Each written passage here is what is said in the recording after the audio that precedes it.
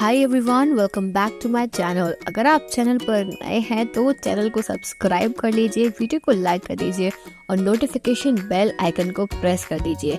इस चैनल पर आपको मिलती है बेस्ट करियर गाइडेंस, यूनिवर्सिटी से रिलेटेड सारे अपडेट्स, साथ ही में फॉरेंसिक साइंस के स्पेशल लेक्चर्स। तो जल्दी से सब्सक्राइब कर लीजिए, लाइक कर दीजिए और वीडियो को शेयर करना मत भूलिएगा। Hi everyone, welcome back to my channel. I hope you all are doing good. तो हमने लास्ट वीडियो में फॉरेंसिक साइंस के पेपर के 35 क्वेश्चन सॉल्व करे थे। तो आज के पेपर में हम उसके आगे के क्वेश्चंस कंटिन्यू करने वाले हैं। पार्ट नंबर 2 है ये। पार्ट 1 हम ऑलरेडी कर चुके हैं, जिसमें हमने टोटल 35 क्वेश्चंस कंप्लीट कर लिए हैं।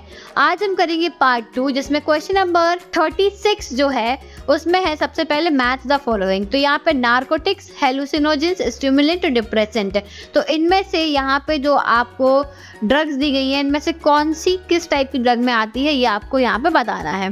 तो क्वेश्चन नंबर 36 है ये। तो आंसर क्या होगा इसका? नार्कोटिक्स। नार्कोटिक्स में आता है हीरोइन। हीरोइन जो है एक तरीके का नार्कोटिक्स है। फिर हेलुसिनोजेन में आता है LSD, लाइसर्जिक एसिड डाइइथैलेमाइड, इसका फुल फॉर्म है। स्टिमुलेंट्स में आता है कोकीन और डिप्रेसेंट में आता है अल्कोहल। क्लियर? तो ये इसका आंसर क्या हो गया? उस हिसाब से option number C is the right answer. Next question, question number 37 की हम बात करते हैं। तो 37 में है प्राइमरी क्लासिफिकेशन ऑफ फिंगरप्रिंट। देखो, फिंगरप्रिंट क्लासिफिकेशन सिस्टम जो है वो आपने पढ़ा होगा, तो उसमें वही बोल रहे हैं प्राइमरी क्लासिफिकेशन सिस्टम जो है 10 डिजिट क्लासिफिकेशन सिस्टम जो है वो किसने दिया था? तो वो दिया था सर एडवर्ड रिचर्ड हेनरी ने। ठीक है, रिचर्ड हेनरी ने ये सिस्टम दिया था। नेक्स्ट 38, अब फिर से मैच द फॉलोइंग दिया हुआ है। तो बोल रहे हैं RF, ये क्या क्या होता है, किसमें आप किस चीज़ से मेजरमेंट करते हो, सीधी बात ये है। तो आंसर क्या होगा? RF जो है ये हम देखते हैं TLC में। अगर TLC प्लेट बनाई हो आपने कभी, तो हम TLC में देखते हैं। आपने नहीं बनाई होगी क्योंकि आप लोग अभी PG के स्टूडेंट हो, तो हो सकता है बनाई हो BSc में। ऐसा नहीं है, मैं भूल गई थी, ये PG वालों का पेपर है, तो UG में आपने बनाई होगी। तो वो चीज़ ध्यान रखना। RF जो है हम हमेशा TLC प्लेट में क्या करते हैं, जितना ट्रेवल करा है हम रिटेंशन फैक्टर उसमें कैलकुलेट करते हैं ना, तो TLC आ गया। फिर आ जाओ बाकी का। सेकंड का होगा आपका ऑप्शन नंबर ये आइसोइलेक्ट्रिक फोकसिंग। फिर होगा इसका होगा HPLC और लास्ट वाले का होगा mass spectroscopy. That means option number D is correct. Question number 39 question में क्या दिया हुआ है? 39 क्वेश्चन बोल रहा है अगेन मैच द फॉलोइंग। इतने सारे मैच द फॉलोइंग दे रखे हैं इन्होंने, पायरोलाइजर, ATR, SAM और ICP। अब इन सबको मैच करना है आपको। तो इसमें पायरोलाइजर जो है वो होगा GC में। ठीक है, ATR जो है वो FTIR होगा इसका आंसर। SAM का होगा EDX और ICP का होगा AEC। तो ऑप्शन नंबर A करेक्ट है। Question number 40 question number. In a photochemical reaction, each molecule of reacting substances absorb a single photon of radiation, causing a reaction and is activated to form a product.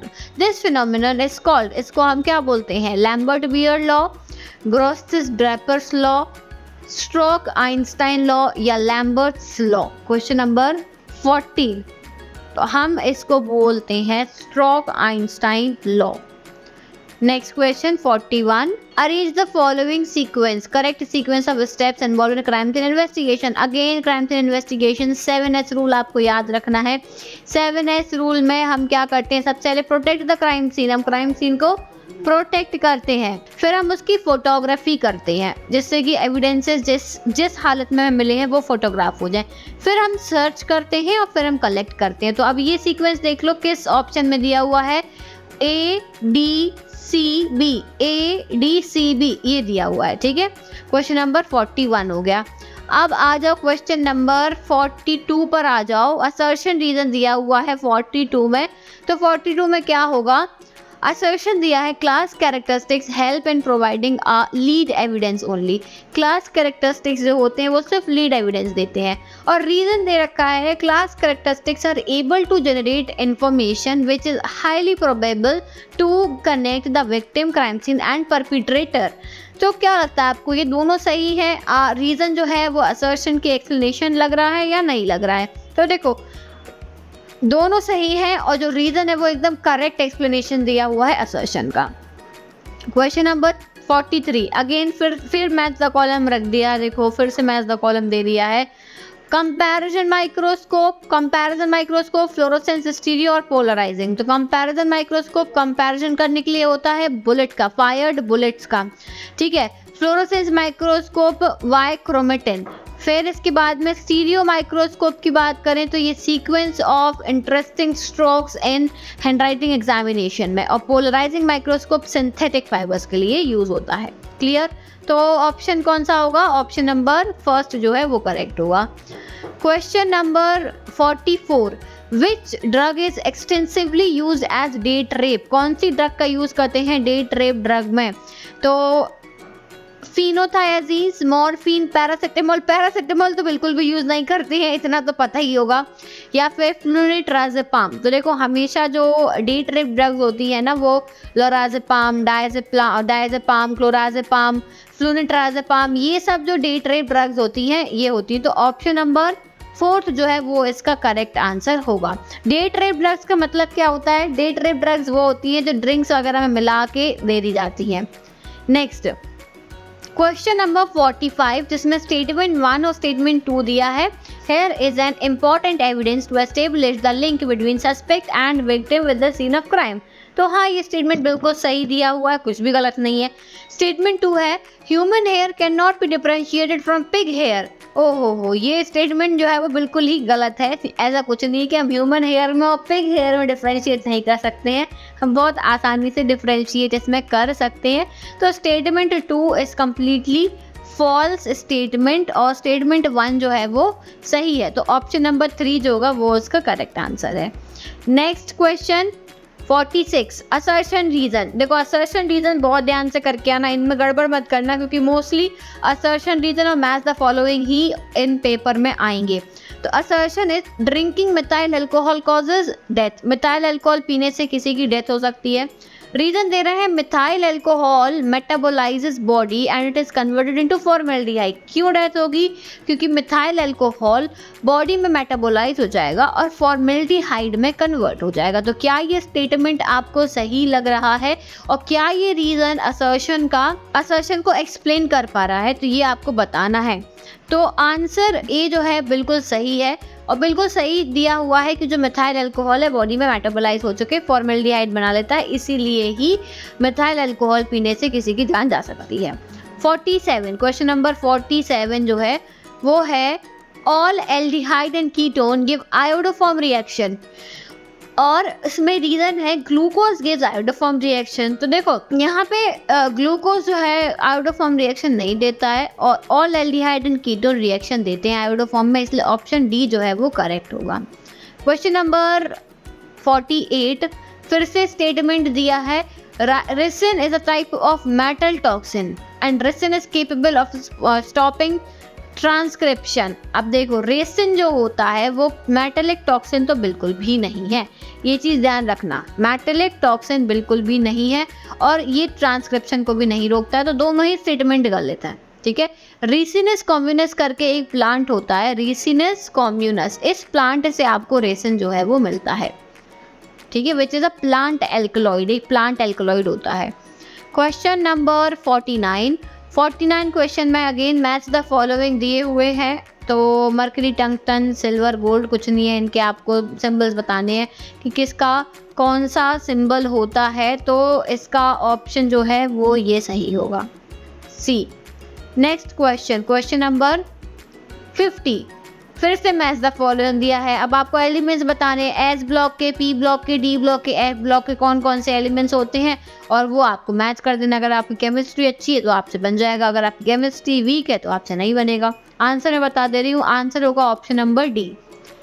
Next question 51 the ability to establish the exact where about of an item of evidence and under whose control it was since its collection up to the courtroom is known as। तो chain of custody बोलते हैं हम इसको, continuity of investigation भी नहीं, chain of command भी नहीं, chain of custody is the right answer.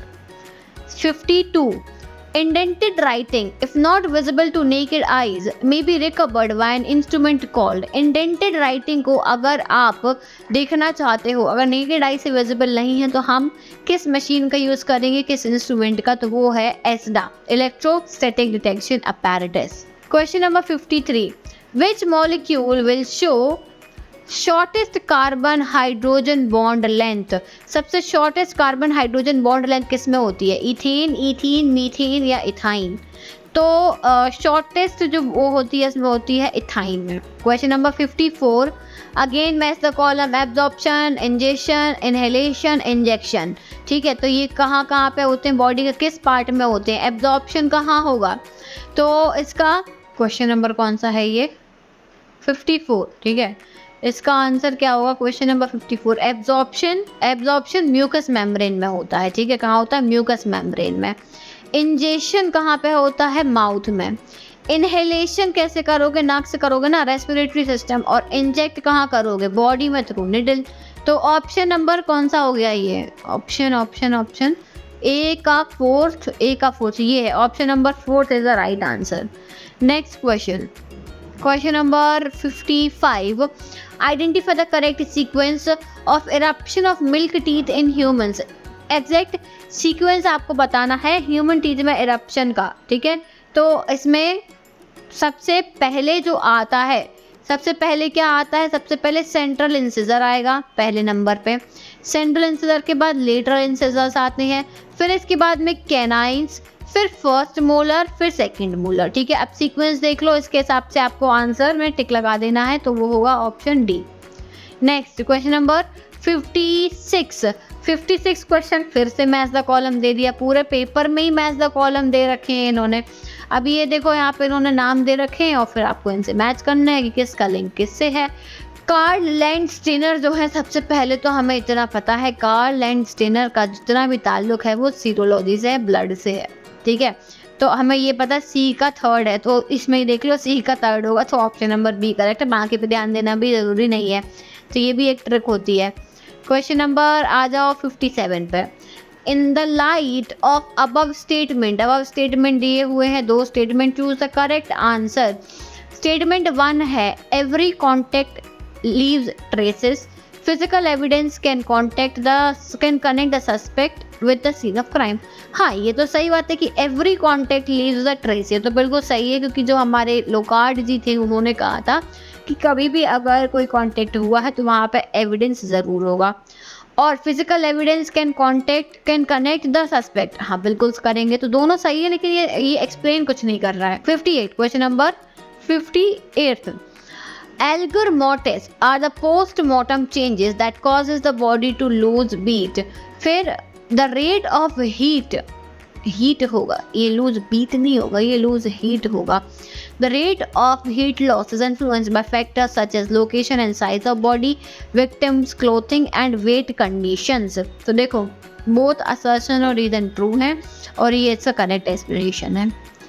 Next, Elgar mortis मतलब बॉडी एकदम ठंडी पड़ जाती है जब, वो एल्गर मोर्टिस होता है. पोस्टमार्टम चेंज, यहाँ भी मैंने बताया था राइगर मोर्टिस, लिवर मोर्टिस और आपका होता है एल्गर मोर्टिस. राइगर मोर्टिस में बॉडी जो है कड़क हो जाती है, एकदम हार्ड मूव नहीं कर पाती. लिवर मोर्टिस में क्या होगा, ब्लड जो है वो पूरा का पूरा नीचे ग्रेविटेशनल फोर्स से नीचे खींचते हुए डिपॉजिट हो जाएगा. एल्गर मोर्टिस में बॉडी जो है पूरी हीट रिलीज करती है, बॉडी ठंडी पड़ने लगती है. ठीक है, तो ये 3 डिफरेंसेस होते हैं राइगर, लिवर और एल्गर मोर्टिस में. क्लियर. Next question 59. अब फिर से असर्शन और रीजन दिया हुआ है 59 क्वेश्चन में. असर्शन है in crime scene in examination photography plays vital role. बिल्कुल सही है. Human eye may skip an observation but not camera if use properly. ये भी सही है, दोनों ही बिल्कुल सही दिए हुए हैं, तो हम इसको ऑप्शन नंबर ए जो है करेक्ट लगाएंगे. 60. गिवन बिलो आर 2 स्टेटमेंट है. अब स्टेटमेंट दे दिया, पूरे पेपर में हमें एक ही चीज़ देखने मिल रही है, assertion reason, statement 1 and statement 2 और मैच द फॉलोइंग. बस यही दे रखा है. अब देखो स्टेटमेंट में दिया है in reverse phase chromatography mobile phase is polar.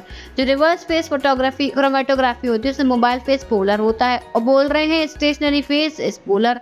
दोनों ही जो है बिल्कुल अलग अलग स्टेटमेंट दिए हुए हैं, तो इनमें से दोनों तो करेक्ट नहीं हो सकते हैं, तो स्टेटमेंट 1 करेक्ट है, स्टेटमेंट 2 इनकरेक्ट है। Next question 61, given below are 2 statement, one is labelled as assertion and other is reason. फिर वही examination of fire pattern in a critical aspect of arson investigation. Fire burn pattern provide information about origin and direction of fire. तो 61 का answer होगा कि assertion और reason दोनों ही correct हैं।